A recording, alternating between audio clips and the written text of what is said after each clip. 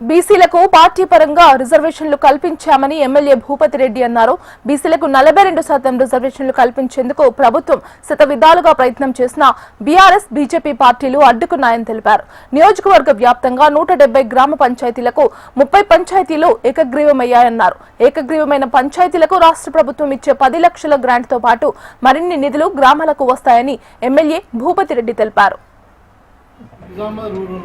వేరే నియోజకవర్గాల నుంచి నాకు ఐడియా లేదు కానీ నేను దాంట్లో స్టడీ కూడా చేయలేదు కానీ ఇది అటెంటివ్ రికార్డ్ ఇస్తాను. నేను గవర్నమెంట్ ఇచ్చిన రికార్డు మేము కాంగ్రెస్ పార్టీ నుండి బీసీలకు 51% రిజర్వేషన్ గ్రామ పంచాయతీలో ఇచ్చినాము. ఇవాళ చాలామంది మాట్లాడుతూ ఉన్నారు 10% ఎస్టీలకు ఇవ్వాలి, 15% ఎస్సీలకు ఇవ్వాలని జీవో ఇచ్చింది. కానీ మా కాన్స్టిట్యున్సీలో నేను బీసీలకు మొత్తం కలిసి 51% ఇచ్చిన రిజర్వేషన్.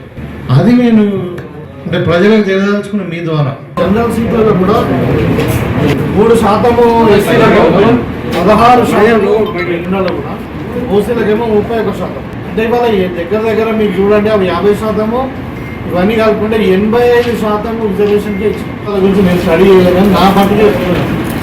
కాంగ్రెస్ పార్టీ ఇవ్వకపోయినప్పటికీ ప్రభుత్వం ఇవ్వకపోయినట్టు పార్టీ పరంగా